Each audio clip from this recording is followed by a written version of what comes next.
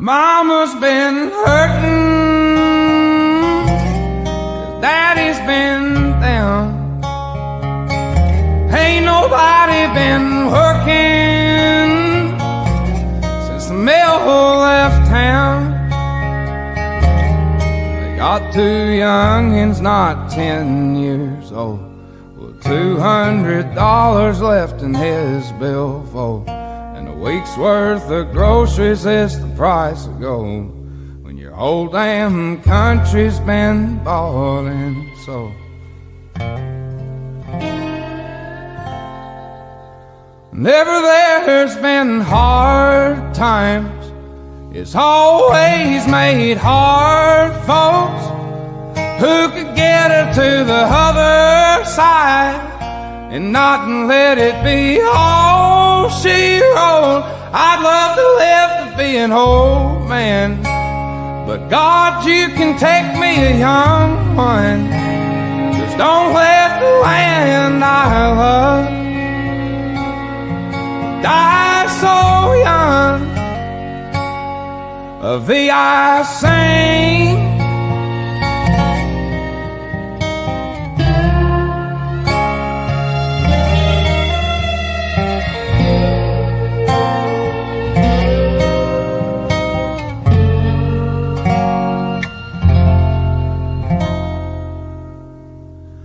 I've been flying low in my troubled mind.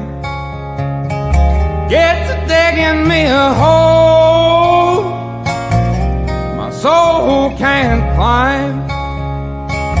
It's the end of the world, but nobody knows, 'cause they all just stare at the trash on their phones in a land that's littered with many men's bones who died fighting for somewhere they could call home. Whenever there's been hard times, it's always made hard folks who could get her to the other side and not let it be all she wrote. I'd love to live to be an old man, but God, you can take me a young one. Just don't let the land I love die so young. Of thee I sing,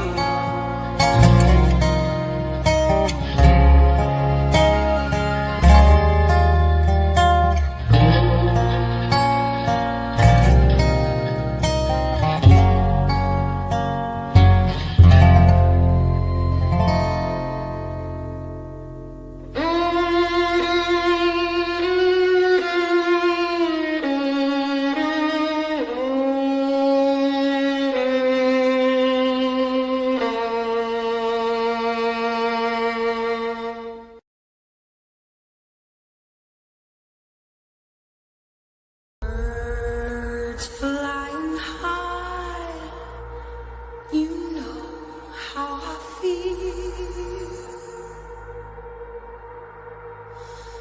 Sun in the sky, you know how I feel. Breeze drifting on by, you know how I feel. It's a new dawn, it's a new day, it's a new life for me, yeah.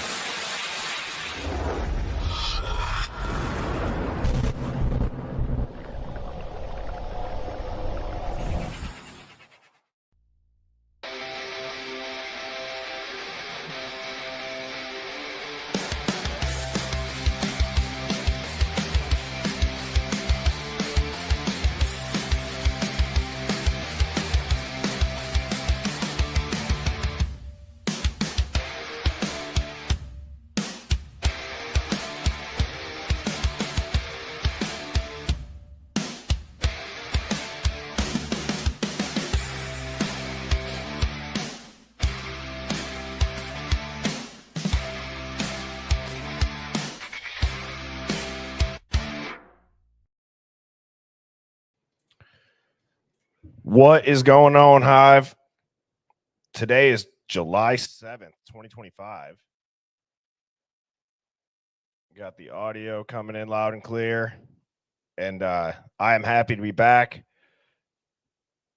And I'm very much so looking forward to this stream with Devil's Advocates. We were talking backstage, and we seem to feel pretty similar about some of the headlines that we've seen over this last weekend and just our general thoughts. So we're going to break that down. We're going to get into it. I want to say what's up to everybody. I missed you guys. Hopefully everybody still has all their fingers. I do, fortunately. So we went a little crazy on the fireworks and it was awesome, but I'm glad to be back. It was a great break to kind of unplug for the weekend. And I want to say what's up to everybody. Chrissy's in here. Lenny, D Smalls, Jay Gamble. I missed you guys. Sharon. Yo, Les. What's up, Mama Tata? Susan. CJ. War Eagle. Brooke, it's been too long. Scout, I hope you really didn't lose a toe. That would suck. That would suck. What's going on? Reggie and Phoenix is in here. And Bobby and Chocolate Empress. Jody. Kimberly's in Illinois tuning in. Regina. Jess says, what's up to the chat? What's going on? Nonchalant Dread Mom. It's another awesome username. Doms, what's good? My fellow cheesehead. I miss the Hive as well. April's tuning in from Texas. 509 fam is in the house. What's up, Toonie? Michigan. You're right, CJ. I can't. Key West. We got Palm Beach is tuning in. We got Tennessee, KCMO, North Carolina, the UK, Kansas, another Kansas. Pray for Texas is right. That's crazy. Shout out to that Coast Guard swimmer guy that saved like 165 people by himself. It's wild. Canada, Louisiana, Midwest, North Central Florida, Twilight Zone. I always like to end on a funny one like that, but what is going on, everybody? We got a good stream lined up for you. I'm going to go ahead. I'm going to bring Devil's Advocates up.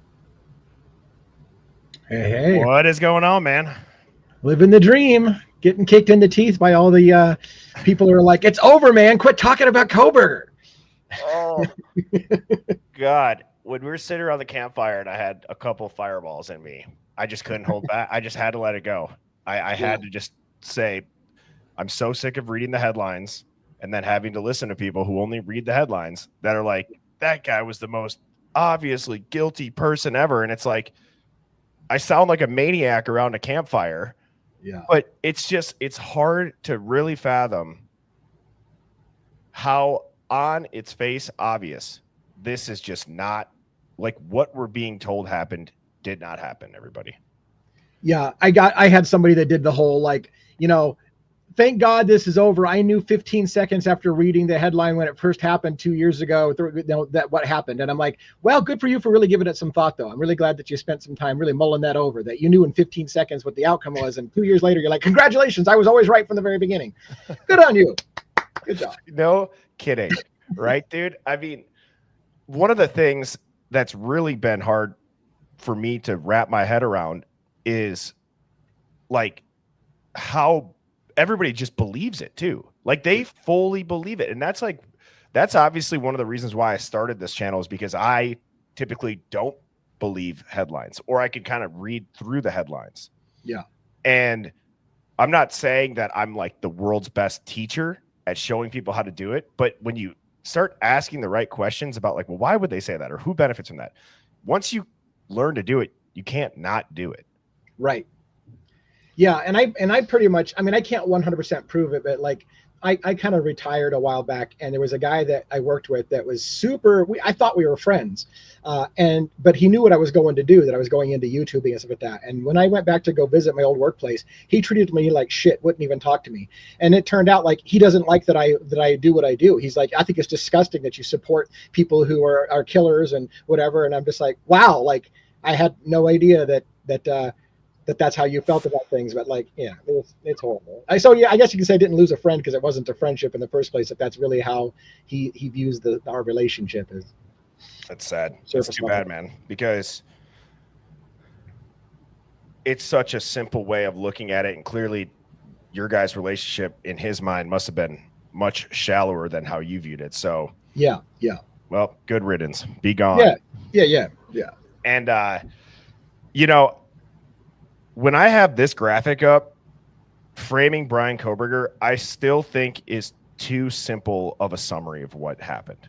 Because, guys, I'm starting to wonder if Bryan Kohberger, like when I say, was he framed or was he just literally railroaded?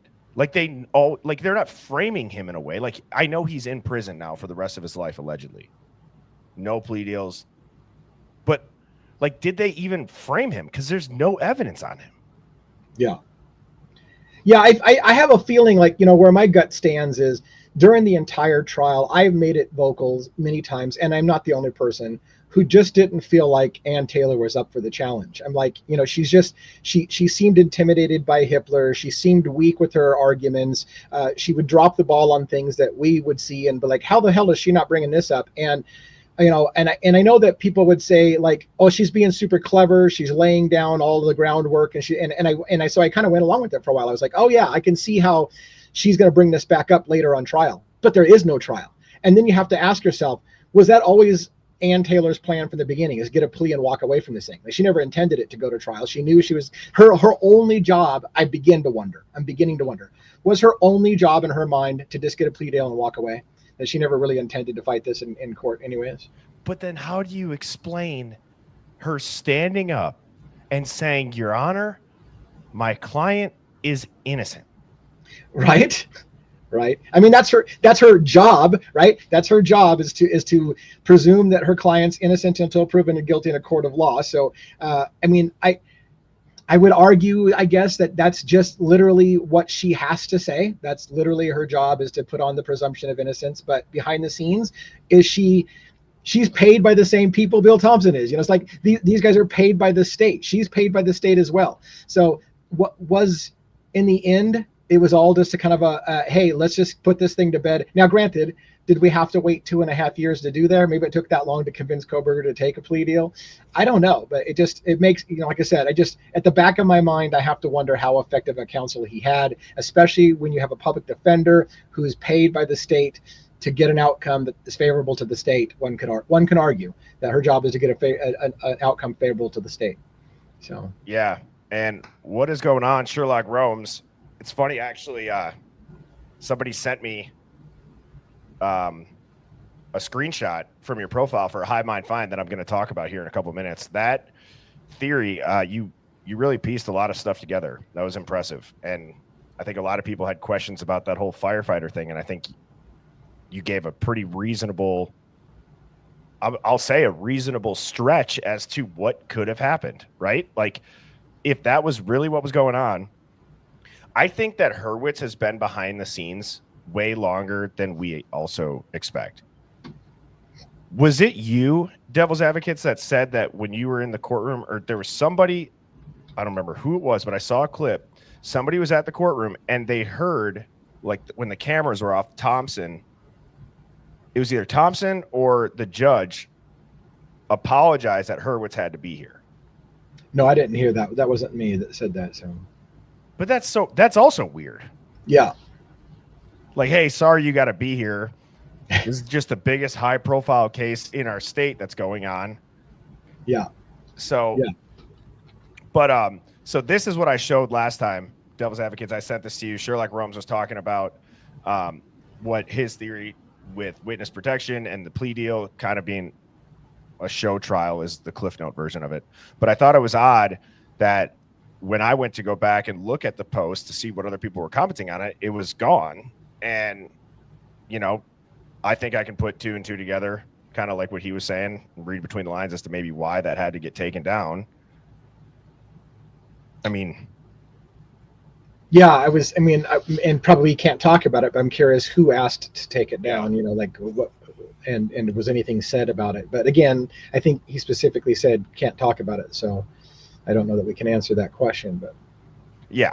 So I thought it was interesting, and I'm not going to, say much more of that. But this is what was making me talk about the whole Hurwitz thing. Somebody had sent me this. Hurwitz isn't coming in. He's been here. The Idaho 4 case was always a federal intelligence entanglement that Idaho was left to clean up. Kohberger's a fall guy. The defense knows it, and Hurwitz's job is to make sure no one ever proves it.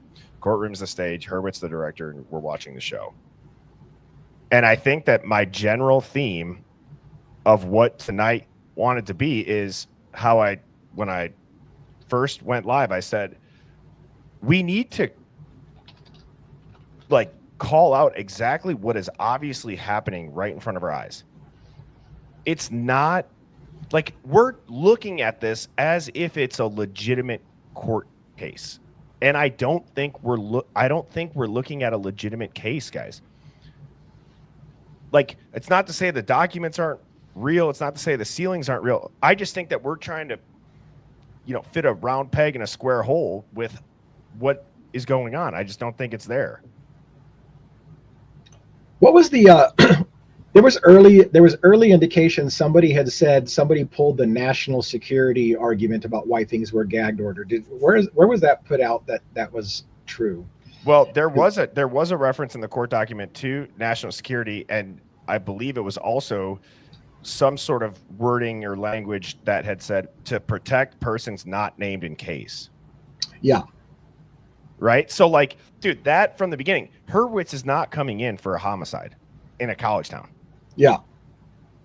But he would absolutely be there if people might have to go into WITSEC if it had to do with some sort of federal thing. I think there's federal oversight behind the scenes. I think that I wouldn't be surprised if the FBI asked for the gag orders the whole time. Right.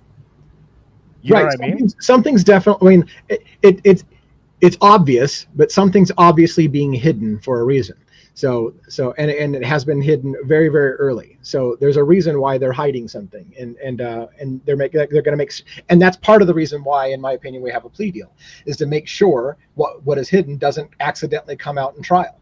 So the only way to assure that doesn't come out is you just don't have a trial, and then all the people who are doing what they're doing to me right now, which is it's over, man, let it go. Why don't you quit talking about it? It's over. They will never be in those secrets revealed. It's fucking over. Go home. Take your ball and go home. Take your ball and go home. You're not welcome here anymore. Going home. Oh man. Well, I don't know if we're ever gonna figure it out. I believe that we'll probably in the next 5 to 7 years see some crazy Netflix documentary that comes out and exposes whatever and tells us really what happened. But I just think I am curious to see what's going to happen at the sentencing date. And you just look at a lot of stuff too. Like, who was the creator that pointed this out? It might've been Embry, maybe Pop. Yeah, it was yeah. Embry, yeah. But yes, so somebody sent me this too. And it's like, it's not just typo. It's evidence that this plea deal was orchestrated behind the scenes and the court was just going through the motions. Like, why else would such a high stakes historic document be handled like a post-it note correction? Right. And what Embry pointed out, which is correct, is when you make a change to a document, especially a legal document, when you do a cross out, you have to initial the changes. There's no initials on that. That is not even, like, I've never seen a legal document that has been corrected by hand by pen that doesn't have initials verifying the correction. So that's a weird ass thing as it is too. I thought it was weird. It looks like his handwriting. Yeah. Like, did he notice the mistake? He's like, oh shit, it's not June, it's July. Right. Like, we're talking, you're going to prison for the rest of your effing life for a quadruple homicide, and everybody sitting around you as you sign this is going to just let you change a date? Right. Jesus and to be fair, maybe there's two copies of this document. One that got crossed out, and then there's the document that got filed that didn't get crossed out or something. Who knows? There could be those kind of exes. What we see, the version that we see may not be the one that's officially on file. I wouldn't be surprised about that either. But. Well, yeah, and so there's a couple things. This is a little bit older, and thank you, Crystal, and to Susie and to, I don't know how to say that name. Is it Chrissy's? Thank you guys for the super chats. This is an older one, but this was sent to me. I don't know how this person got it. Maybe this has gone public, but it's an email from Bill Thompson. Good afternoon, Kent. We have discussed this amongst ourselves and with the investigation leadership and have no objection to UI proceeding as you outlined. As you know, the court has already released the scene from LE custody based on a stipulation of the parties. The scene has been substantially altered from its condition at the time of the homicides, including removal of relevant property and furnishings, removal of some structural items such as wallboard and flooring, and subjected to extensive chemical application, creating a potential health hazard. These are some of the reasons that we have concluded that a jury view would not be appropriate. Please let us know if you have any questions. Thank you for working with the families, Bill. Convenient. Isn't it? Yeah. Everything, they're like, there's no point in going to look. We got rid of it all. Yeah. It's a health risk. It's a health risk. Can't go in there. Yeah. It'd be dangerous. And we sprayed it with chemicals so that now, which isn't even the excuse that I heard. I heard the excuse is that, it was going to be too psychologically damaging for the students to walk past the house all the time. It would become a freak show. They'd be trying to break into the house to be part of the murder scene. So it's just best to tear it down. So it's just not a stain on our memory. Not the whole is dangerous for the jurors. So we decided to tear it down. Shit. Yeah. Everything's for everybody's safety, right? Right. It's all, yes, correct. It's always for your safety. All right. You can't handle the truth. So we're going to yeah. Like you said, take your ball, go home. You guys don't deserve the truth. It's over. Yeah. Yeah.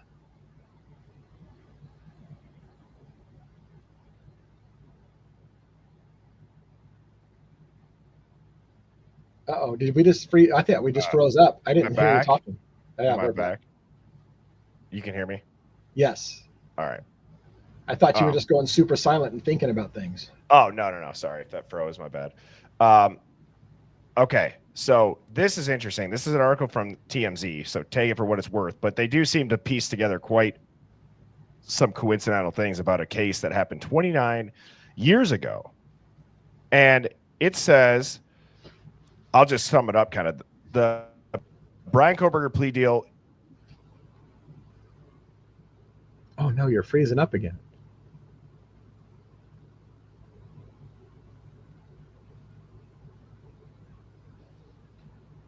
Sorry about that, guys. If it keeps freezing, hopefully I'm back. You're back now. Okay. The Bryan Kohberger plea deal in Idaho is not the first controversial bargain struck by the same DA's office, because the top prosecutor made a similar deal nearly 29 years ago to the day. And it also involved murders and the death penalty. TMZ did some digging, and we found out that back in July of 96, Latah County prosecutor Bill Thompson, who still holds the same position today, struck a deal to spare the life of a man who admitted killing 2 people. The parallels here are eerie, because in that case, 2 Chinese nationals were stabbed to death in their Moscow, Idaho apartment, and a former University of Idaho student copped to the murders. The killer, Wen Kai Li, was charged with first-degree murder, and capital punishment was on the table if he was found guilty. But he struck a deal with Thompson where the death penalty was taken off the table, and he pled guilty to second-degree murder. The families of the slain victims in that case were furious, and they ripped Thompson in a letter to the judge saying they were extremely upset and dissatisfied with the plea bargain, which they said betrayed the truth. Charged with first-degree murder and the brutal stabbing deaths of the Idaho 4, the students were killed inside their off-campus home in Moscow. Prosecutors were seeking the death penalty. They made a deal with Kohberger, who pled guilty in exchange for prosecutors removing capital punishment. We all know what happened, but the families of 2 of the victims are up in arms. Thompson is a common denominator here, and it kind of makes you wonder, is this the DA's MO, taking the death penalty off the table and plea bargaining to avoid a trial?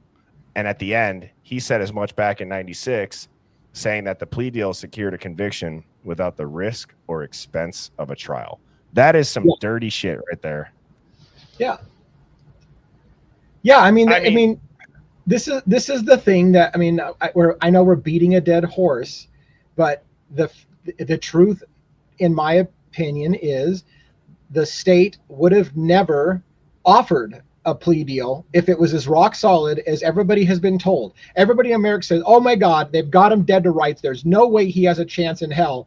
Then if that's the case, there's no way they're offering him a plea deal. If they know they've got him, there's no way. So the fact that they gave him a plea deal means that they had a risk of losing the case. And Bill Thompson isn't going to go out and retire on a loss. That's step one. So, and then on top of that, there's something that I think is being hidden that they don't want out in the public. So a plea deal wraps everything up. They don't have anything exposed. He doesn't take a loss. Everything's happy, go hunky, you know. And I think it's just, again, it speaks for itself. If they had the solid case that they said that they had, they would have never offered the plea in the first place. They would have said, go pack sand, Kohberger, you're going down. We got you. Yeah. And guys, what's the whole saying about like a picture's worth 1,000 words or whatever it is? Something like that. You guys know what I mean? Yep. That's it. This is it right here. I mean, I'm telling you, you would think Ann Taylor would be mortified at this plea deal. They didn't produce a shred of evidence. The way that the prosecution summed up that PCA in their own little varied version of it, it's like, how in good faith do you sit there and let your client say yes to that? I had a hard time, man. I was in the courtroom, and when Bill Thompson, when Hippler said two things that he said that just it made me just freak out. He says to Kohberger, Hippler says, I want you to understand fully what the state would have had to have proven against you in a trial. And then I want you to hear the prosecution tell you what they would have been able to prove in court. It was almost like, dude, are you listening? This is what they would have had to have proven, and here's what they have against you. And I was like, okay, this better be good. Tell me something, Bill Thompson, that I'm like, holy shit. If that would have come out in court, that explains everything. And as I watched him give nothing, he didn't even say they had an eyewitness. He literally said, we can't definitively put Kohberger at the house. We can only put his phone near the house. And I was like, are you fucking kidding me? After all these years, you're going to end with, we have nothing more than what you knew 2 years ago. And everybody's like, oh, wait, devil's advocates, when they get to trial, you're going to see all this shit. They've got video of him walking in. Yes. His face is on camera. You wait. Bill Thompson said nothing of the sort. He basically said, we have nothing more than you all know what we had from day one. Yes. I was stunned. I was like, that's his fucking case? That's his whole case?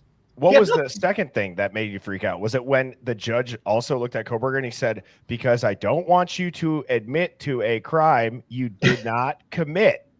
Right. That was also weird. Yeah.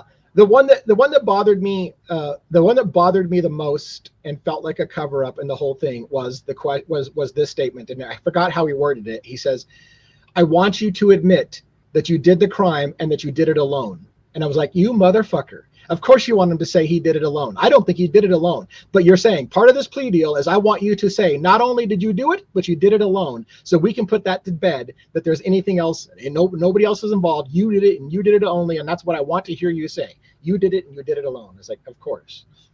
Do you know also how odd it is? Yeah.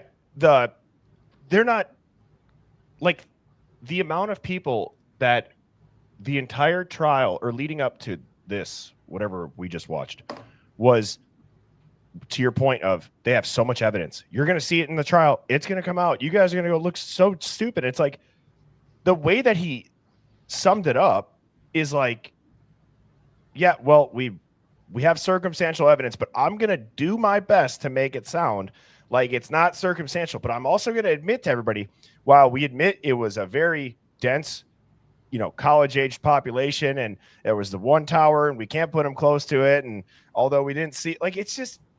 And I'm only going to say this here because I feel like your audience isn't going to crucify me if I say what I'm going to say here as opposed to somewhere else, which is that here's kind of what I think happened. I think as we approached trial, Bill Thompson and the prosecution knew that they had a circumstantial case and that there was a risk of losing the case. They reached out and put pressure. This is all my theory, so it's not, I can't prove none of this. They reached out and put pressure on Molly McMichaels to get her on the stand and say she saw Bryan Kohberger outside the house because they needed somebody to put him there at the scene because they didn't have a case. They couldn't put Bryan Kohberger at the house. So they needed somebody to come forward and put him at the house. And then that went to shit. And it was only after Molly McMichaels went to shit that they said, well, fuck it. it, we'll take a plea deal. Because if they had been able to pull it off, and if Molly's credibility hadn't been shot, we probably would have had a trial. But because they would have had an eyewitness to put him at the house. But when they lost her, because I think they lost her. I think she lost credibility when all the videos came out and all the internet sleuths started pulling up Molly's arrest and started to look at suspicious shit. They went, well, fuck, we can't put her on the stand anymore. And when they do, now it's time to talk about a plea, because we don't have somebody to definitively say, I saw Kohberger walk into the house. Yes. And I think it's when they lost the case. Exactly. And to your point, this is a theory that I have. So yes, this is a tinfoil hat theory of, I obviously can't prove this, everybody.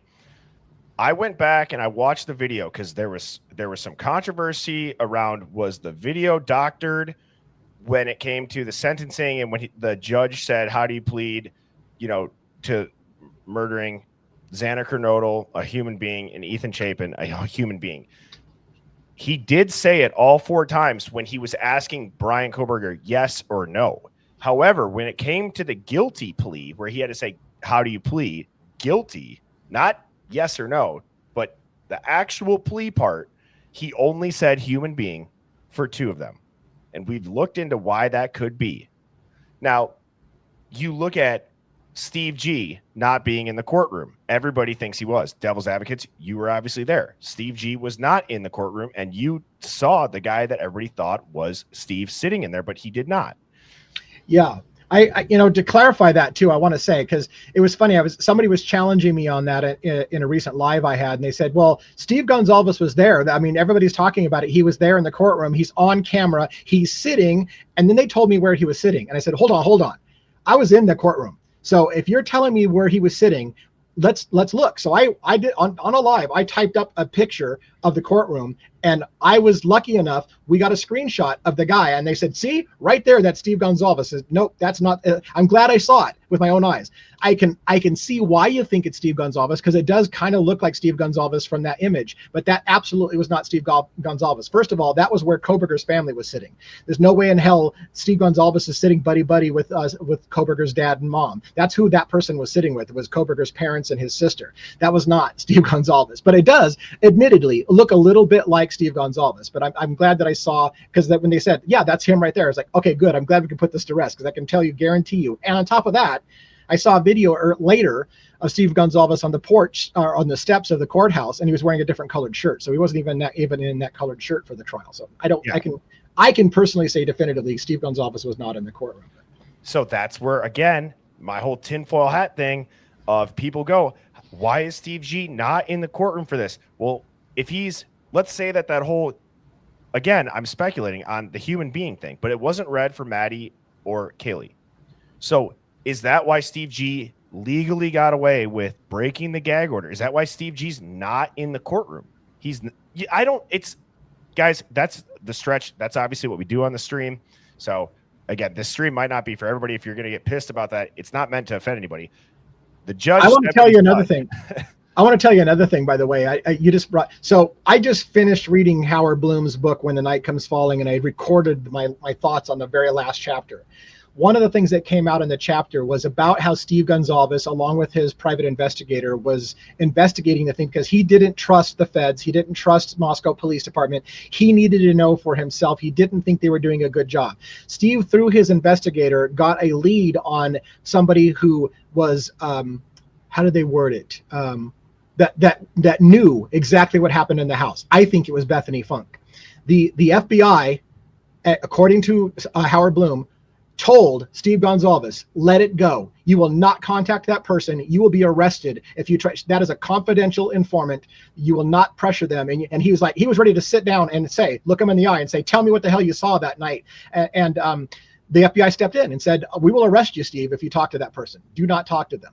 So I personally think that was Bethany Funk. I think the feds moved her out of the state, took steps to make sure that she wouldn't come back and testify, because I believe she has exculpatory information that would, I think personally, and it's a guess, I think personally, Bethany Funk saw somebody at the back of the house out of their clothes, putting clothes into a garbage bag. This was rumored in text messages. It was rumored in several places that Bethany Funk saw somebody. I think she did. And the problem is I think who Bethany Funk saw wasn't Bryan Kohberger.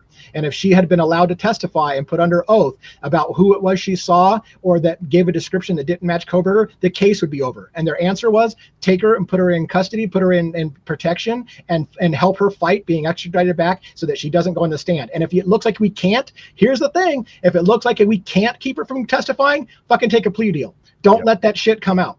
Take a plea. If you can't keep her and she's going to be subpoenaed and she's going to have to go under oath, then take a plea deal and get off of this thing right away. And now that makes a lot of sense why Hurwitz would be there. That's absolutely something he would get involved with, right? Depending on who they're protecting that witness from, right? Like, that turns federal. And I just go back to thinking about it.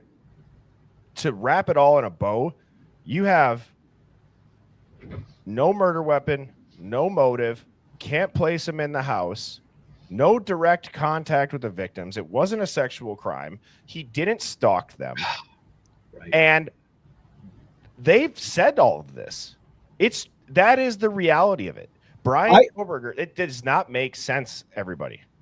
You just brought up another thing. That was another one that put the hackles for me. Now, maybe not for you, and I know people get upset about this, so I'll try to skirt the issue.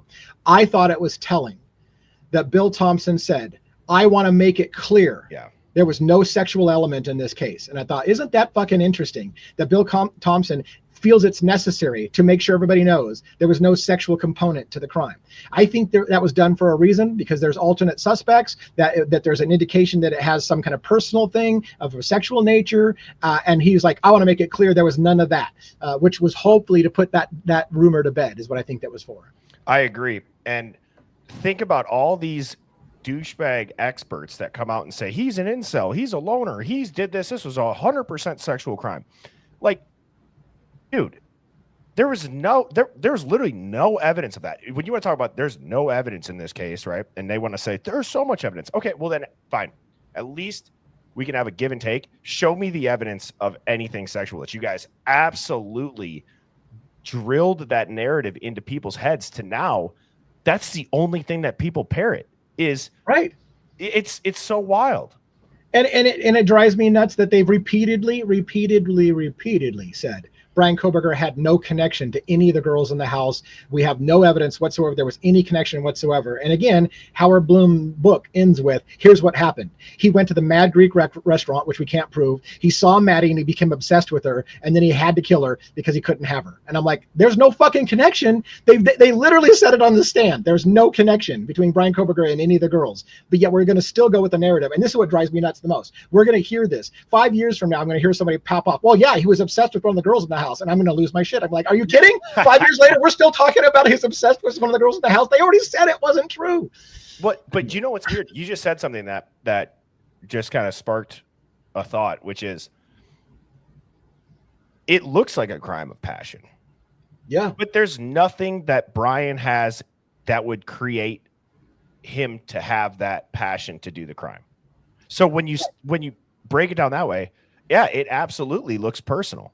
Allegedly, face is beat in, it was stabbed, it was done with a knife, it was brutal, right? Let's think about this too. This is something that I just thought of just today when I was thinking about it again. So Bloom's idea and many people's idea is somehow this mysterious meeting between Kohberger and Maddie made him obsessed with Maddie, and she was the target because he couldn't have her, or maybe she rebuffed him. And I'm thinking, okay, let's go back to that pool party. Bryan Kohberger got girls' phone numbers, texted them, and they blew him off. They didn't write back. If he's a serial killer guy that can't have the rejection, why didn't he kill her ass? Yeah. Why didn't he immediately go kill her? If he can't handle rejection, that's a female we know rejected him. Did he go kill her? Why?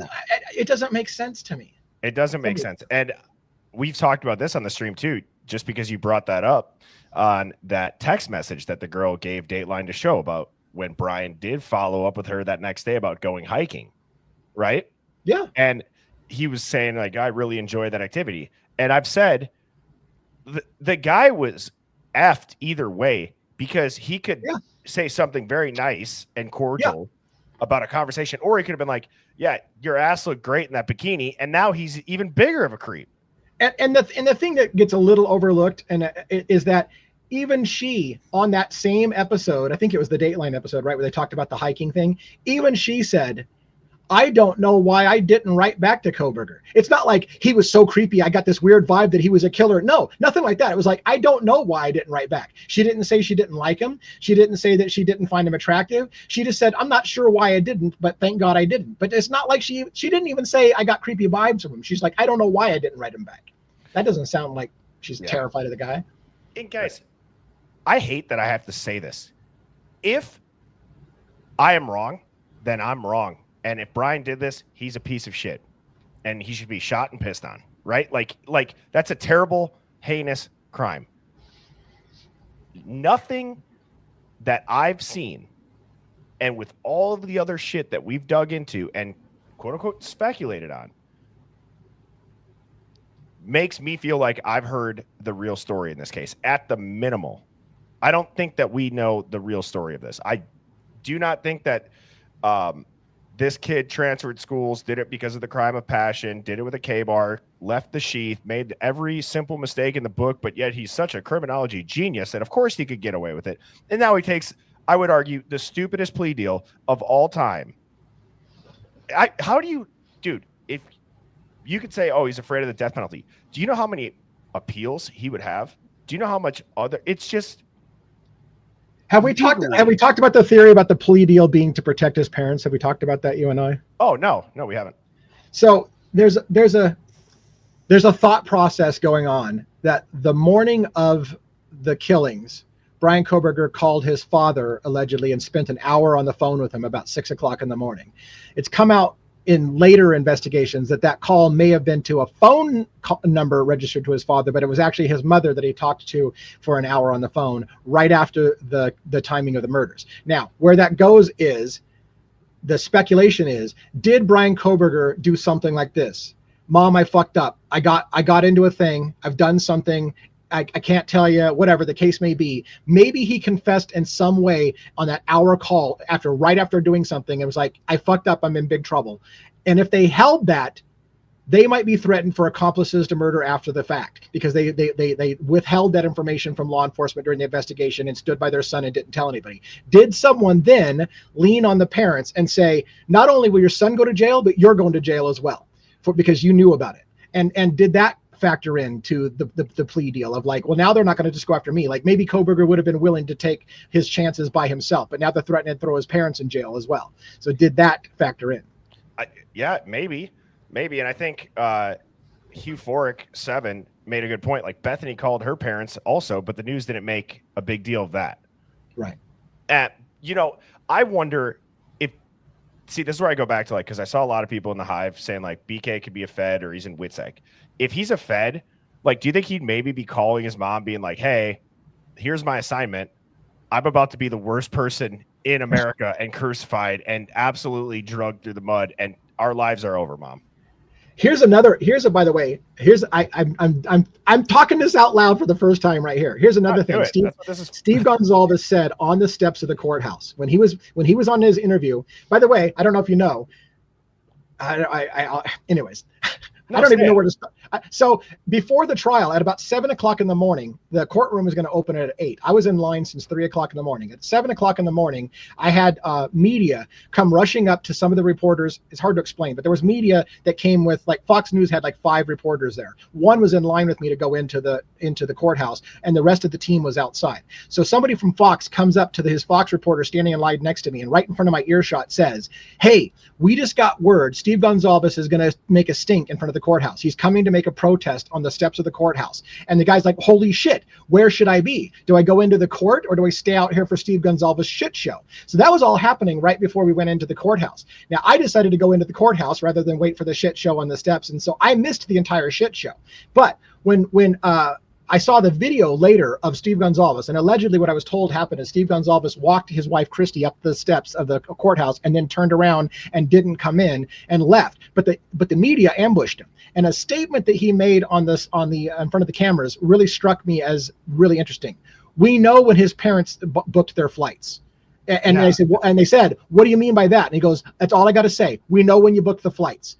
And what I take that to mean is The parents knew a plea deal was coming before the plea deal got announced. The families were told afterwards that his parents were already told a plea deal was in place, and they booked flights and were heading out. And so Steve's, I think, hinting, we know you already knew about the plea deal coming because we know when you booked the flights. You guys were coming out and were part of the negotiations on the plea deal, which again leads to the question, was pressure being put on the parents where they're going to be arrested if they didn't come and say, look, we're going to lay it all out for you guys. Your family is going to hear everything right now. You're going to jail too if he doesn't take the plea. And did they then kind of work with their son and say, take the fucking plea? You know? I mean, yeah, that's a good point. And also, isn't that a weird thing to make a stink about? And I was talking to Mrs. Birdie about this, and we were talking about this up north. Like, dude, how are you not in there holding your wife's hand at this plea deal hearing? How is this not? It just seems like to go and make it such a dramatic thing. I understand if you're an angry parent about it, but I just feel like for that 2 hours, wouldn't you want to sit next to your wife during this? I don't know. Maybe that's just me, but. Well, and it has been kind of clear that Steve and Christy haven't been on the same page as far as their theories about what happened from the very beginning. So, and I theorize, but I'm questioning myself. I have theorized for a while what Steve's so pissed off about isn't what everybody thinks he's pissed off about. Everybody thinks Steve Gonzalez is pissed off because he wants Bryan Kohberger killed. I think Steve Gonzalez is pissed off because he knows there's other people involved and it was going to come out during trial. And now that there's no trial, people who were involved in the murder of his daughter are going to walk free. And that's what I think he's mad about. But he's not saying that. He's just making it sound like I just want the guy executed. Dude, wait, you just said something. What if that's the whole reason why he's saying, no, this should go to trial? Because he knows that the other shit's going to come out that points to who may have actually been there and was an accomplice. Right. I think that makes sense, dude. In my mind, here's what I think happened. Bethany saw something. It wasn't Kohberger. It was somebody else that was there. He knows through his private investigator that there were other people involved. Steve Gonzalez knows that. That's my theory. It's a theory, people. I'm not saying this is fact. Steve Gonzalez knows through his private investigator that there was other people involved. He tried to sit down with Bethany, and according to the book, the feds, and I don't know that it's not clear in the book he was trying to sit down with Bethany. He was trying to sit down with someone, and the feds told Steve Gonzalez, let it go. Don't you dare talk to anybody. He knows there's other people involved, and I think personally, reading between the lines, Steve Gonzalez is hot because he knows, and he has actually said publicly multiple times, I'm not sure, I know Kohberger did it, but he may not have done it alone. Steve has said that multiple times throughout the years. I believe they got the right guy, but he didn't do it alone. I think Steve Gonzalez knows there's other people, and those people just walked because of the plea deal. And again, I think at my gut, that tells me why Steve Gonzalez is so hot, because those people are going to walk free and maybe even more sickening, be celebrated as some kind of fucking hero around this while they were involved in the murder of his daughter. So, oh, dude, because so let me ask you this: if Bryan Kohberger would have went to trial and he's found not guilty, like this might be a stupid question, does that reopen an investigation into this crime? Or is, like, let's say then maybe there's another trial or whatever it is. But let's just say at the end of the day, the jury finds him not guilty. Yeah. Does that ever spark another investigation then to figure out who did it or not? Only if somebody takes up the mantle, only if somebody has some new theory and new piece of evidence that comes out. So yes, if new evidence comes out. And by the way, here's another thing that you and I haven't talked about. One of the things that came with this plea deal is the facts have now been established about when Bryan Kohberger arrived for the crime and when he left the crime. If someone can ever come forward, even 5 years from now, to prove definitively Bryan Kohberger could not have been in the house at the time that they said he was, then everything changes, including a deal that said there's no appeals. If he physically could not have done it because they've already established the timeline. This is when you entered the house. This is when you exited the house. If something comes out like a SIRE that says, I can prove to you, and oh, by the way, we just found out that there's video footage on a camera showing that Kohberger was 10 miles away from the crime at the time he said he was supposed to be there. If that kind of thing ever comes forward, this whole fucking thing goes out the window, even with a deal with no appeals. If they can prove he couldn't have done it, it changes everything. Dude, that is a great point. And if you look at the comment that 40 Life Candles just put up, and maybe that's why he kept saying, sorry, Kaylee, I let you down, because he knows, dude, yes, that makes so much more sense for the rage then. Yeah. And not really just killing him. Right. That person's right on. My gut tells me Steve Gonzalez knows somebody else involved. He probably knows exactly who else is involved, and he's let his daughter down because he's not going to be able to punish the person who was involved. Maybe somebody. I don't want to go too far with that, but the point being is, yes, I think you're on. I think the reason why he let his daughter down is because it's not just that we didn't kill Bryan Kohberger. It's that somebody who was involved. I know that somebody's involved. We're not going to get this person, and I let you down. So, do you remember the story that you told me about Scarpa, who worked for the feds and infiltrated the mob, and they allowed him to commit murders, and then they actually helped frame other people to keep him in the mob? Yes. I wonder if it's a situation like that, where this CI is still in an ongoing investigation or who knows what. But would that make sense for this then? I think it would. I mean, they've done it in the past. Right. I think there's an element. I don't know if that's the exact scenario, but I think there's an element in which the government has some secret involved with this house and this murder tied in somehow. And therefore it is in their interest to keep that hidden. And again, the only way to keep that hidden is to have no trial. If this goes to trial, secrets get exposed, and you risk having something. So if you have something, even if Kohberger wasn't a CI, even if it was just maybe one of the killers was a Fed or involved with the feds or working with law enforcement to break up narcotics rings, and he ended up doing the killings. If somebody under their guise and their protection is involved, they want to hide any involvement or complicity in that and not stopping the guy from doing something. So the only way to do that is to not have a trial. Which, that's what we've also said too, is that's the part that I don't know if everybody has the ability to do it naturally thinking for themselves, or they have to be told for it or asked a certain question. And so I'll tell the story from like up north around the campfire, how I'm like, all right, I can't just listen to everybody talk about this guy's the most guilty guy ever. And I'm like, I just asked, like, if there was an ongoing parallel investigation that was being done on a college campus and somebody that was involved in that homicide was working for the feds or is undercover or is, caught on camera, and they can trace it back to like, whoa, he's actually in with the law enforcement. How would they ever come out and tell anybody that? Yeah. They would have to cover it up. Along your campfire story, maybe I'm just a colossal pussy, but I want to tell you something that happened to me. It's true. I may be a colossal pussy. By the way, if I get a chance, I'm going to tell you how I might be a colossal pussy when it comes to Travis Decker, that guy that's on the run. Oh, I want to hear about that. Yeah. So anyways, but here's the thing. I'm in line, right? I'm in line for the courthouse, and everyone outside the courthouse wants Bryan Kohberger hung. They're all like, this is a great day. This son of a bitch is finally going down. And I'm like, I'm sitting there going, I don't know what to do. Like, do I say something? I'm not going to say anything because I don't want to cause a fight outside the courtroom. Everyone here is ready to crucify this guy, and it's all like, let's have a party. Let's get some drinks out. He's going down. Well, at some point, I lost my shit. So at some point, a guy from the AP News sitting right beside me, and he's like, hey, I'm on a late assignment. I don't even know anything about this thing. The main reporter couldn't come. They sent me. What happened here? Why did he do it?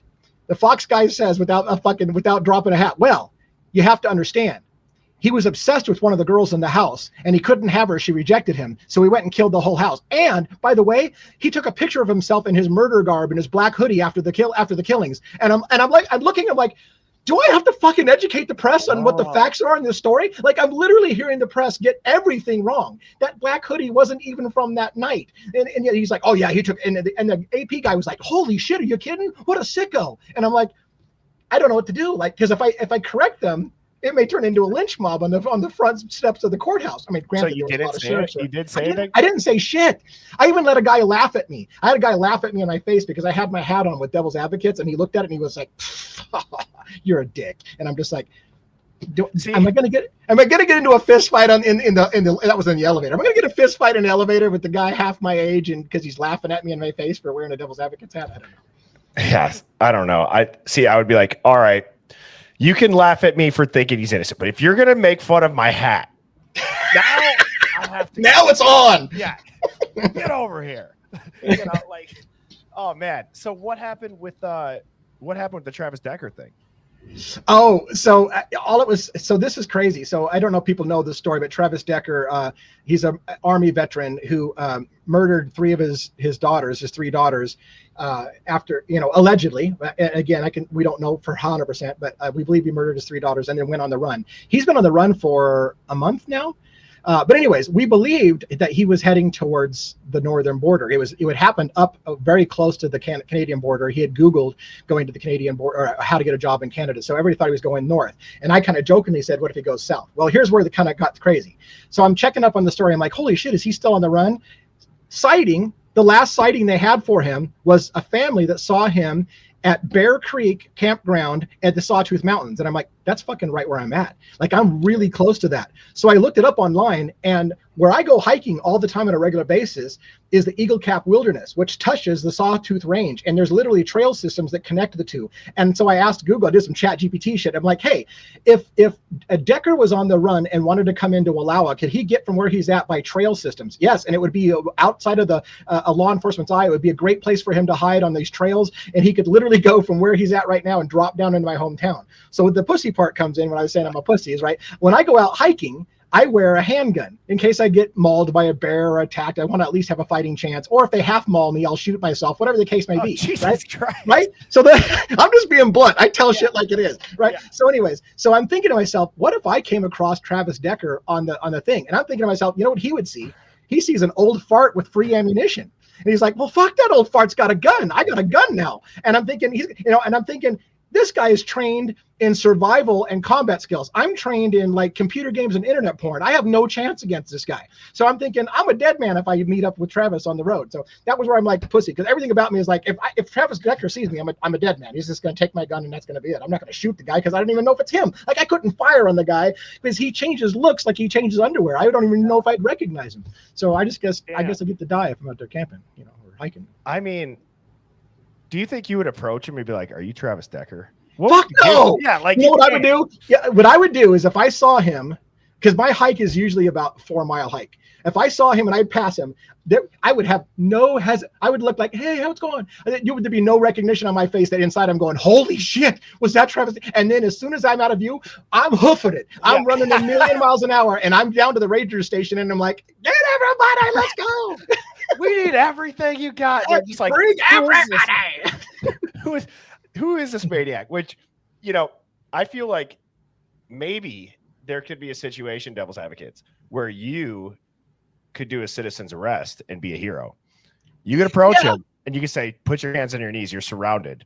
You know what I mean? Or like, put your hands in the air. Like, wait a minute. Let's break this down. This guy's in his 30s. He's super fucking fit. He's trained in combat. He was in Afghanistan. He's a ranger, and he's been living in the mountains, killing bears with his bare hands. Fat little 50-year-old dude, 55-year-old dude's not going to be like, hey, dude, you're under arrest. That would be, you'd be getting a true crime special on me and following my death on your channel. So yeah. And to Dom's point, he is from Pewaukee originally, which is in Wisconsin, not too far from back where I used to live and where I grew up. But dude, if you think about like that situation that we just said, I'd be curious, like, how many times does that actually happen to people where they come into contact with it or to somebody and they could have said something and they just make the choice like, I'm not going to do it. And what do you say? Right. I mean, let's not be wrong. If I see the guy, it's not like I'm not going to report it. I'm going to report it. I'm just not going to have a confrontation with him.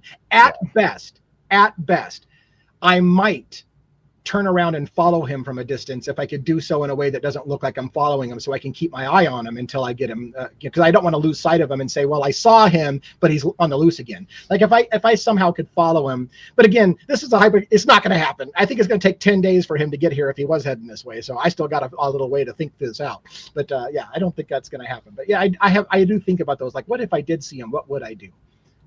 Yeah, it's fun to build out fake scenarios in your head.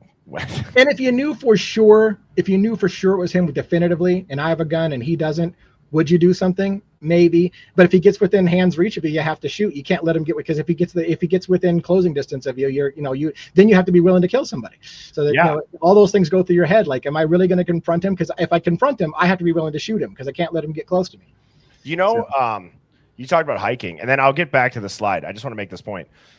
You talk about hiking, and one of the best tips that I've ever heard for like a survival guide, if you're hiking and your phone is about to die, is to change your voicemail with your last known coordinates, so that if your phone does die and people call it, they know where you went.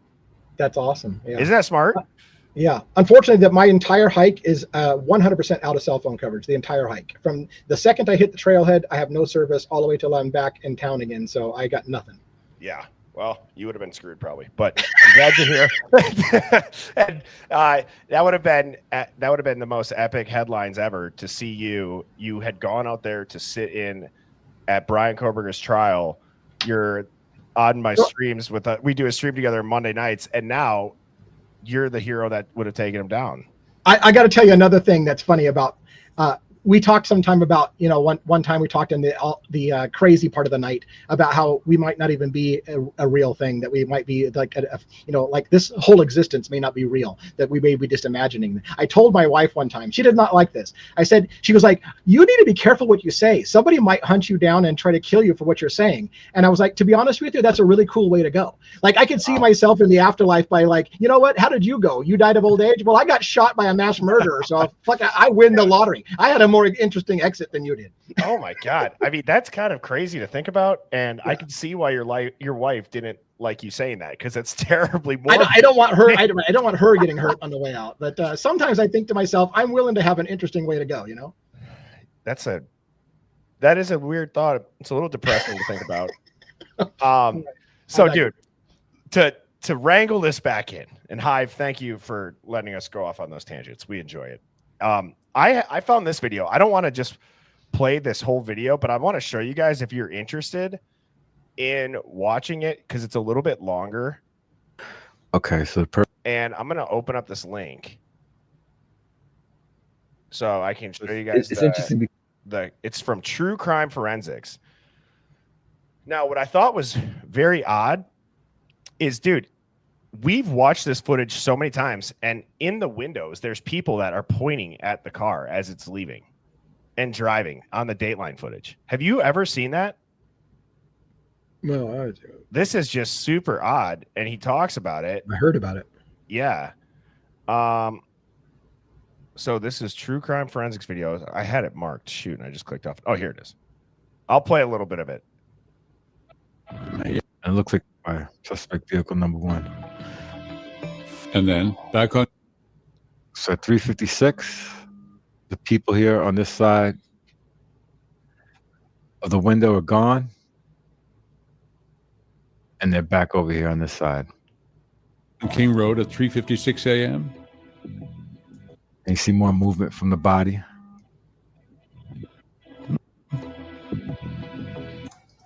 And 3:58 a.m. So look, it's kind of at weird, 3:58 a.m.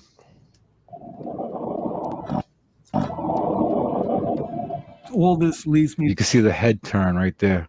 Mm-hmm. The head is turning as the car is turning. Let's go back.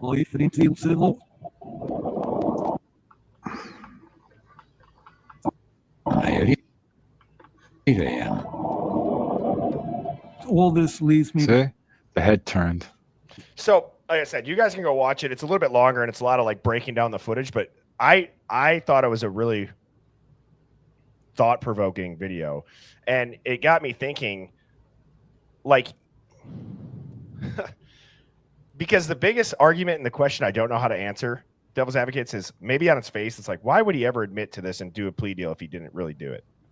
And it's like, you would think that your defense lawyer would be going after any possible lead that could prove that they saw something different than what the state's saying. And like, when they show that there might be people in that house awake and who might have witnessed that suspect vehicle 1 leave, that would be, I would think, a lead that you would pursue. Right? Right. And I mean, yeah. So it just doesn't seem like they did that.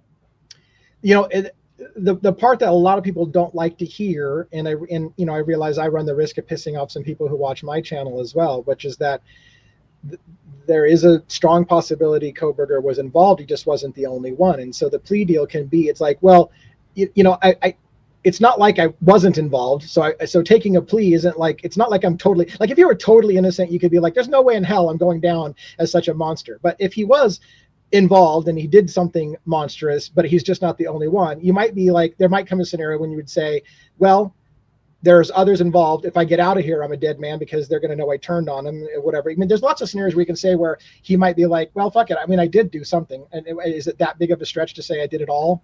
I could just say I did it all. Do you think he did have some involvement? Because I think if he's involved, I'm telling you, I think he's like the patsy fall guy scapegoat. Yeah. From either party, from either meaning he's a Fed that was put there, hence why like Hurwitz is involved, the criminology background, all that shit, or like somebody got him to be just suspicious enough. I've run over a million theories, and I think that there's a part of me that says that he's involved in some way, but I don't know to what extent. And it literally could have been as well. So not talking all this through, shit was happening around the 2 a.m. to 3 a.m. time in the morning. This is the time that the girls, Kaylee and Maddie, are texting Jack DeCoeur frantically. Something's going on. Around that same time, Kohberger allegedly hits the road at 2:40 something. Right around the time they're frantically calling Jack DeCoeur. I think shit's hitting the fan somewhere around that time. Now the question becomes is, did Kohberger go and did they know he was on the way?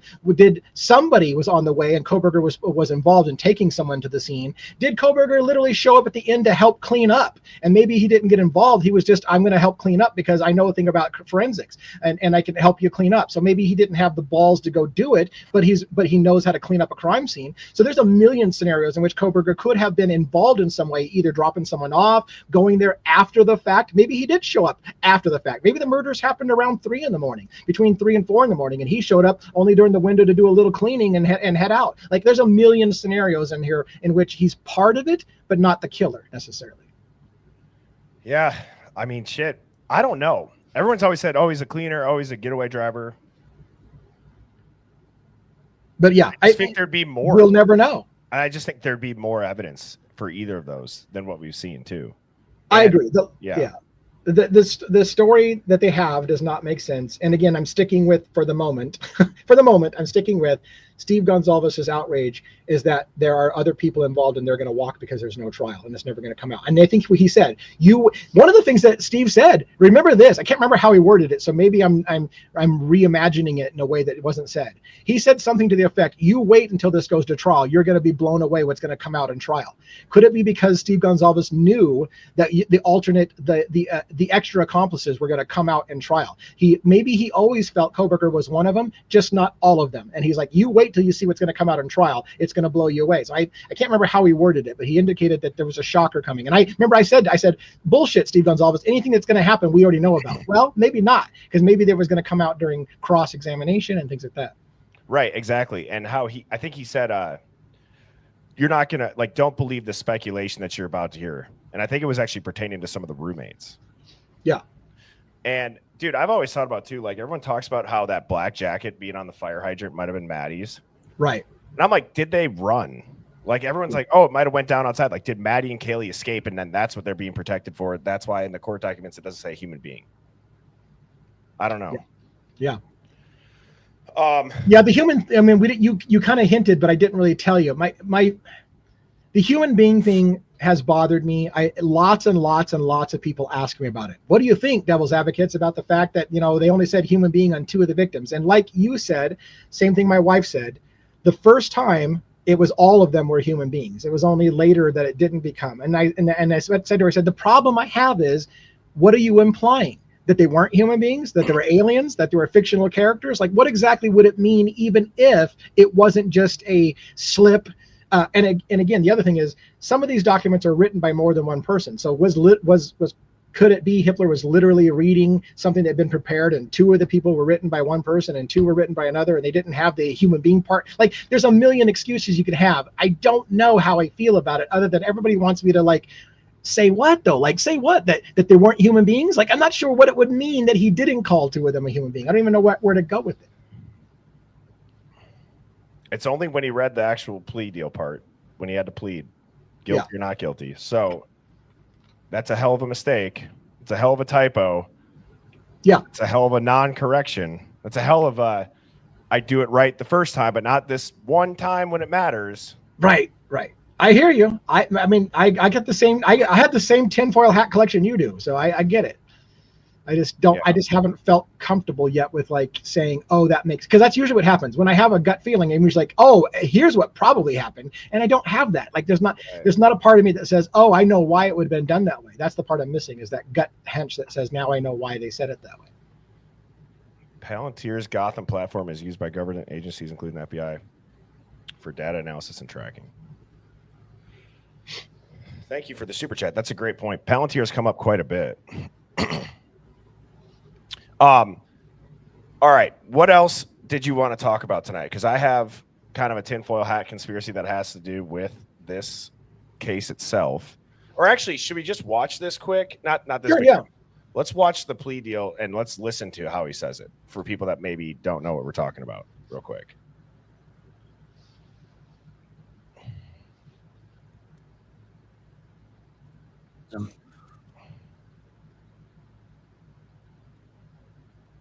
Is this where he and dedication? Bear with me while I find the right part. Find the marker. Yeah. Each of the victims of state would show a vehicle matching the description. By the way, do you see? I just as he had this pause here. So Bill Thompson, you know where Bill Thompson's at? Point at him, right? Over to his right, there's a female, and there's two females with like a white shirt on and black jackets. Yep. Yeah, that's me right between them. That's my little ass right there between those two girls, behind them in that black shirt and my glasses on behind. Not where your mouse is at, but over a little bit more. Over a bit more. That's down.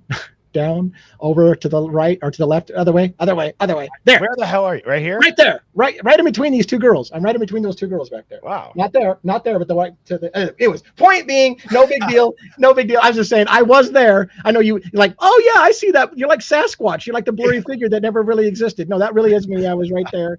That's my viewpoint. So, anyways, sorry about that. No, you're good. Where is it? Alpha on Walinta. And he had that knowledge and skill. Yes, Dylan was in the courtroom. I was told. I didn't see Dylan. I would have recognized her, but apparently she was in front of me and to the right, and so I was looking at the back of her head. I didn't get to see her face, but I was told over and over again that she was there. I missed her somehow. Where's the...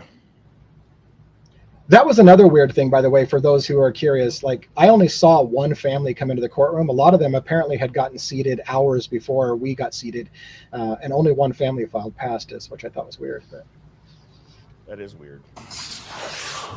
On November 3rd, Kohberger moved, which would then show 15 minutes or so. Mr. Kohberger's phone returned out on the street for collection, characterization, and that he then the statements that they wish to at sentencing. Do we need more than one full day for sentencing? Is he going to do it in this video or not? For the full thing. I hate when this happens because it's hard to find. It was a long proceeding. It didn't feel long at the time, but it was. It doesn't look like.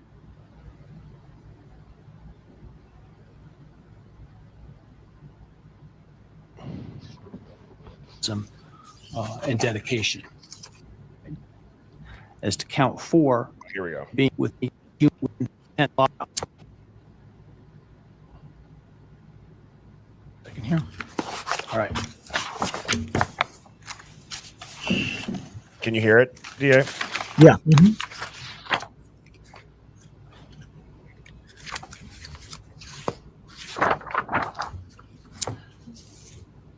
So as to count 1 burglary, the state would have to have proven that on or about November 13, 2022 in Latah County, Idaho, you unlawfully entered a residence located at 1122 King Road in Moscow, Idaho, with the intent to commit the felony crime of murder. Oh, can you pause for 1 second? 2, That was one of the wordings that kept bothering me, by the way, too. And I never was going to mention it until he said it. He used that phrase on or around November 13. And I'm like, what the don't you know exactly when it happened? What do you mean on or around? What I don't like, anyways. They did a lot, even when Bill Thompson was saying it. It was very like speculative, 10 minutes or this and that. It was just odd. Right. The state would have had to have proven that on or about that same date in Latah County, Idaho, You don't know what date it you was? did willfully, unlawfully, deliberately, with premeditation and malice aforethought, kill and murder Madison Mogan, a human being, by stabbing Madison Mogan, from which she died. As to count 3, the state would have had to have proven that on that same date in Latah County, at that same address, you did willfully, unlawfully, deliberately, with premeditation and malice aforethought, kill and murder Kaylee Gonzalez, a human being, by stabbing her, from which she died. As to count 4, the state would have had to have proven that on or about that same date in Latah County, Idaho, you did willfully, unlawfully, deliberately, with premeditation and malice aforethought, kill and murder Xana Kernodle, a human being, by stabbing her, from which she died. And then as to count 5, also murder in the first degree, that on or about November 13th, 2022, in Latah County, Idaho, you did willfully, unlawfully, deliberately, with premeditation and malice aforethought, kill and murder Ethan Chapin, a human being, by stabbing him, from which he died. Do you understand those things the state would have had to have proven? Yes. And do you understand that by pleading guilty, the state no longer has He's to not pleading here, though. prove those things because you're admitting those things are true? Yes. But that's not technically the pleading. Am I right in saying that, DA? I don't know. I think it is part of the plea. I mean, they said, one, did you not write this document saying that you did all these murders? And you've seen the document. It spells out what he did, and it's got his signature. So that they're making him agree like 5 different times. Did you write this document and say you did it? Yes. Did you agree that you did this? Yes. And every single count we're reading separately, did you do it? Yes. So they're just covering their bases. I don't know that this isn't also part of the plea, honestly. I'm like, I don't want to correct you on a live kind of thing, but like my gut feeling is this is all part of what he's admitting to, it's all of it together. But well, yeah, that was understanding. Do they know what you have to prove? Do you understand what they know? Do you get what they would have had to have proven? Right. So that really wouldn't matter. And then it could. Let me ask you, did you, but on November 13th, 2022, yeah, you get what I mean? Yeah. Enter the residence at 1122 King Road in Moscow, Idaho, with the intent to commit the felony crime of murder? Yes. Did you, on November 13th, 2022, in Latah County, state of Idaho, kill and murder Madison Mogan, a human being? Yes. And did you do that willfully, unlawfully, deliberately, and with premeditation and malice aforethought? Yes. Did you, on or about that same date in Moscow, Idaho, kill and murder Kaylee Gonzalez, a human being? Yes. And did you do that willfully, unlawfully, deliberately, and with premeditation and malice aforethought? Yes. And did you, on that same date in Moscow, Idaho, kill and murder Xana Kernodle, a human being? Yes. And did you do that willfully, unlawfully, deliberately, with premeditation and malice aforethought? Yes. And then on or about November 13th, 2022, again in Latah County, Idaho, did you kill and murder Ethan Chapin, a human being? Yes. Did you do that willfully, unlawfully, deliberately, with premeditation and malice aforethought? Yes. I would ask the state at this time to provide its recitation of its factual basis had this case gone to trial. Thank you, Your Honor. Pause for a second. Your Honor.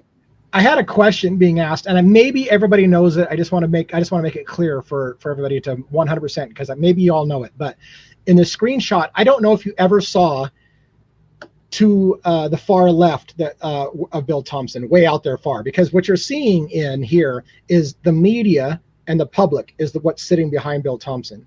In the other picture where you see Kohberger and Ann Taylor's bench, which was sideways to his table, That is the continuation of the benches that I'm sitting at to the right, and that's all Kohberger's family and other people. The families of the victims are off on the left where you can't see them at all. So some people have asked me, and they're trying to pick out family members. The family wasn't sitting in the section here or the other section you can see on camera. They're all off on the side of the camera you can't see at all. Interesting. Yeah, because I heard a lot of people saying that too, but they're not on film. Yeah. Anyways, sorry. Yep. Do you want to listen to this? Sure, yeah. Okay. Have you went back and rewatched it since you? No. Okay. The organization of the resuscitation is different than what I think the court and the public may be familiar with from the probable cause affidavit and other documents. The state's evidence, as an overview, would show that back in March of 2022, when the defendant was residing at his parents' residence or was residing back in Pennsylvania, his home state, he purchased online a K-bar knife and sheath with an Amazon gift card that he had purchased shortly prior to the purchase of the knife, sheath, and sharpener. Jumping ahead, the end of June of that year, the defendant, Mr. Kohberger, moved from Pennsylvania to Pullman, Washington, which is right across the state line from Moscow, Idaho, for the purpose of pursuing a PhD in criminal justice at Washington State University. This seems so rehearsed. The state's evidence would indicate that beginning July 9th of 2022, Mr. Kohberger's phone began connecting to Sorry a to keep cell talking tower. over this, but nobody wants to be here. Not in the manner of this is just a terrible thing. Like they're all just they look fucking bored. Excuse my language. They do. I know. See, here's the problem. I'm going to shut up because I could comment on every fucking thing that he says. Again, I mean, it's like I'll do it once because I don't want to interrupt this whole thing. But again, it makes sense to me going to a state without the death penalty and crossing the state lines to go kill somebody in a state that does have the death penalty. If you're going to kill somebody and it's just random because you don't care who it is, you just feel the need to kill. Why the hell do you go across the state line to Idaho to kill somebody in a state that has the death penalty? Anyways, I could go on. Like I got to shut up and just listen. No, it's crazy though. You're totally right. It serves the area of the 1122 King Road residence in Moscow, Idaho. Now, I will acknowledge for the court and all present that there are many residences in that area. It's a dense population of mostly college-related occupants. Between July 9th of 2022 and November 7th, the defendant's phone connected to that particular tower during late night, early morning hours, 10 p.m. to 4 a.m., on approximately 23 times. Now, I will acknowledge also, we do not have evidence that the defendant. Where is this comment? Hey, Kathy, I you want to said- call us delusional? Listen to what this guy just says. Just listen to this first 5 clip or the first 5 seconds of this, and then I'll clown horn you. Night, early morning hours, 10 p.m. to 4 a.m., on approximately 23 times. Now, I will acknowledge also, we do not have evidence that the defendant had direct contact with 1122 or with residents of 1122, but we can put his phone in that area on those times. Yep. In the interim, on August 22nd of 2022, Lake Tahoe County Sheriff's Deputy Darren Duke conducted a traffic stop in the early morning hour or late evening hours, about 11 p.m. On the west side of Moscow, on the Moscow-Pullman Road. This was a traffic stop of Mr. Kohberger's car, which turned out to be a 2015 white Hyundai Elantra with Pennsylvania plates. During the course of the traffic stop, Deputy Duke was able to obtain Mr. Kohberger's name, Bryan Kohberger, his phone number, and his address, which at that point was an apartment address in Pullman. We then move to the early morning hours of November 13th, 2022. The state's evidence would show that early morning hours on that day, Mr. Kohberger's phone left his Pullman residence, which is an apartment in kind of the central northwest part of Pullman. That phone was then subsequently turned off at approximately 2:54 a.m. and remained off until approximately That echo is not my video. Pause. So this is a little insider information. That echo happened in the courtroom, and officers immediately started moving, looking to find who was recording stuff. They were all over people trying to find the source of that echo. So that echo happened in the courtroom. I heard it too, and I forgot what his name was. There was a sheriff that was right beside me. He was like looking all over the place trying to find it and hunt down the sound. I don't even know what the sound. I think it was somebody's laptop or something. I don't know what streaming the thing live. Yeah, I think they were streaming it live. Yeah, so that echo did happen there. Wow. Sunday, the 13th of November. On Sunday, the state's evidence would include a trial, video surveillance of a business on the Moscow-Pullman Highway. Voice does get really shaky here. Just across the state line from Moscow.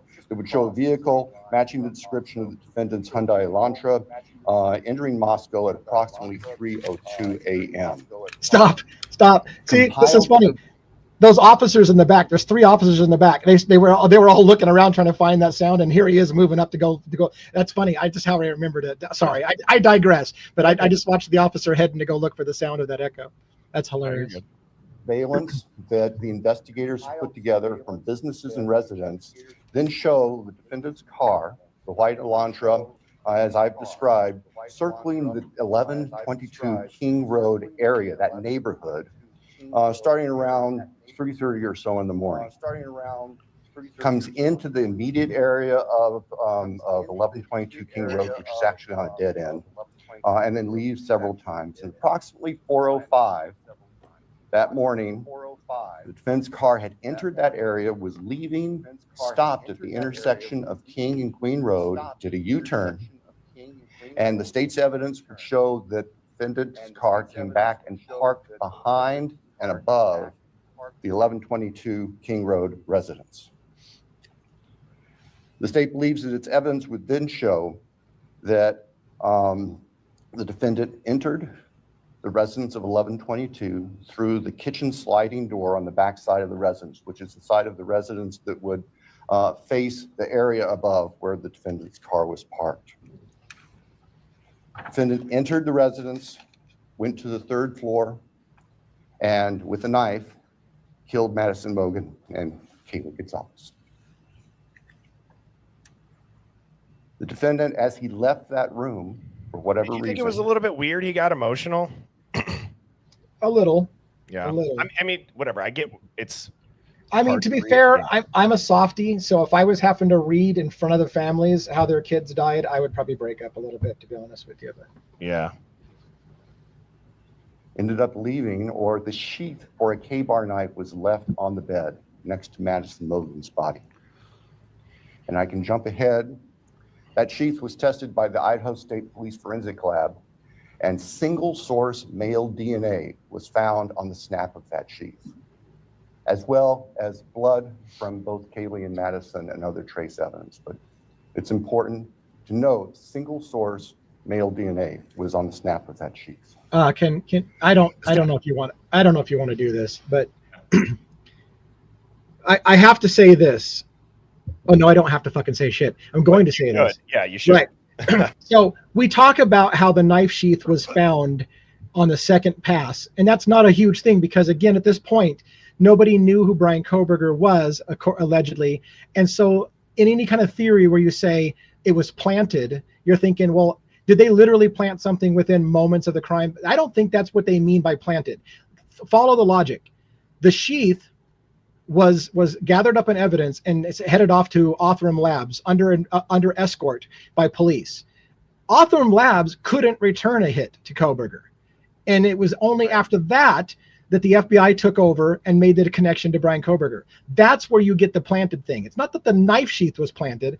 It's the allegation that the DNA matching Bryan Kohberger to the knife sheath was planted after they had come up with the name Bryan Kohberger and then conveniently had DNA with his name attached to it so that's the question. It's not that the knife sheath. What I'm trying to say is for those who think it's impossible to believe that the knife sheath could have been planted that early and know who Bryan Kohberger was, that's not the allegation in my mind. The allegation is, after the FBI had Kohberger on the radar, say, give us the DNA evidence, we know who did it. Oh, look, we found his DNA on the knife sheath. That's the DNA being planted, not necessarily the knife sheath being planted. Anyways.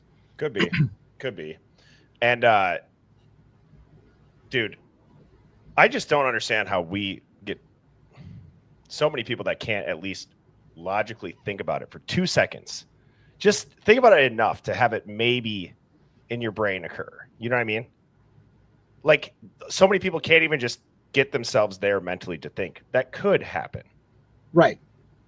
I can understand believing it didn't happen that way, but Right. at least can you imagine it could have happened that way? Yeah. Yes. State's evidence would show that Xana Knodel was still awake at this time. In fact, had taken a DoorDash order not long before this started. Her room was not on the 3rd floor. It was on the 2nd floor on the west side.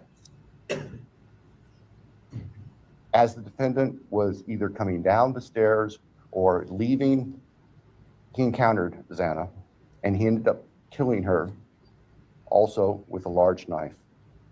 Ethan Chapin, Xana's boyfriend, was asleep in their bedroom, in her bedroom, and the defendant killed him as well with a large fixed blade knife. Each victim suffered multiple wounds. I will state for the record that there is no evidence there was any sexual component or sexual assault on any of the victims. I want to make that clear so there's no speculation. There were 2 other roommates in the house. As everything and they else were you're already saying is asleep. speculation, though. During the course of this, one of those roommates awoke, looked out her door not knowing what was going on, and saw the defendant, who was dressed in black with black balaclava on, holding some sort of container in his hand. And she saw him leave the house through the direction of the kitchen. I can't get past this. Didn't Steve say, I thought, maybe I'm wrong. Didn't Steve say they've got Bryan Kohberger at Walmart purchasing a Dickies outfit, and it was a blue Dickies outfit? If it's a blue Dickies outfit, he's dressed in black, according to the defendant. So is it blue or is it black? Like, anyways, maybe I'm wrong. Maybe the Dickies outfit wasn't blue. Maybe it was black. I don't know. But dude, like, we don't even need to watch this whole thing. It's like obvious at this point. We're already able to poke a hole in it. Yeah, and let's not. I don't want to beat the fuck out of it, but again, so Dylan doesn't hear Xana awake and being attacked and fighting back, which would have been screaming, I think, but she doesn't hear that, but she hears a whispering, there's somebody here. She hears she hears that, right? But she doesn't hear Kaylee fighting back. She doesn't hear Xana fighting back right next to her. She hears whispering of what sounds like, hey, I'm here to help you. That she can hear. She can't hear somebody screaming for their life as they're fighting and putting up a hell of a fight. Like, anyways, we beat the fuck out of this. Anyways. Pardon me if I keep dropping. Oh, you're good. I got to stop that. But. I'm just looking up something. Somebody talked about the color of the pen ink and signing it. And I'm like, does that matter in a court document? Used to be that you weren't supposed to sign in blue because it didn't photocopy well. I think they still kind of go along with the don't sign in blue thing, but. Yeah.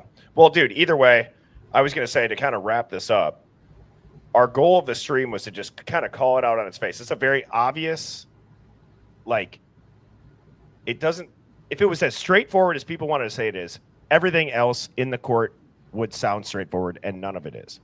The documents are sealed. Hurwitz is involved. Kohberger takes a plea deal, but yet Ann Taylor says he's completely innocent. We have very flexible timelines and the story of a PCA that's just their own version of it. So, I mean, dude, what are your closing thoughts, dude? Did we get hoodwinked, or is this just a bad, terrible situation? Yeah, I've already said it, but I'll say it again. My closing thoughts are: I feel like there's a part of me that says Bryan Kohberger didn't do it at all. So let's get that clear. There's a part of me still that says that he could have accepted a plea deal because he had no choice, and he may not have been involved at all. That's I would give that a possibility still for me. Probability. I think he was involved, but he wasn't the only one. And the plea deal was so that they wouldn't come out in court who else was involved, because they're protecting the people who were involved because of whatever reason. And that's the reason for the plea deal, is that he had some involvement, but they don't want the facts coming out because it'll fuck everybody up, and it'll tell us something that they don't want us to know. That's what I think really happened. And dude, we still got to get together for one of those Friday night after show parties for a stream. That'd be a good time. And then everybody can also join the Discord. I launched that about a month ago. Shout out to Dawn. That link is in my YouTube bio. I always go in there for about 30 minutes after the stream. So when I get done here, I will be in the Discord chatting with everybody. That's always really fun to kind of debrief. And Go ahead. I'd like to tease one thing if I can. I mean, I know you're pretty cool about that. I'm also covering the Gilgo Beach Lisk, they're calling him now, the Long Island serial killer. I did a video today that I think is worth watching if you're all interested in watching it. It talks about snuff films. Remember the movie 8mm about the whole theory is, are snuff films a real thing?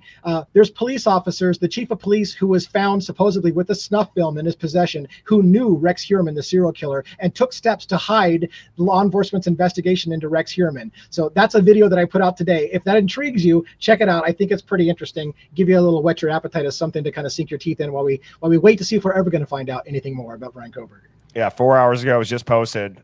I'll check that out too before bed, because you were texting me about that. That's insane. Yeah, that's insane. It's pretty crazy shit.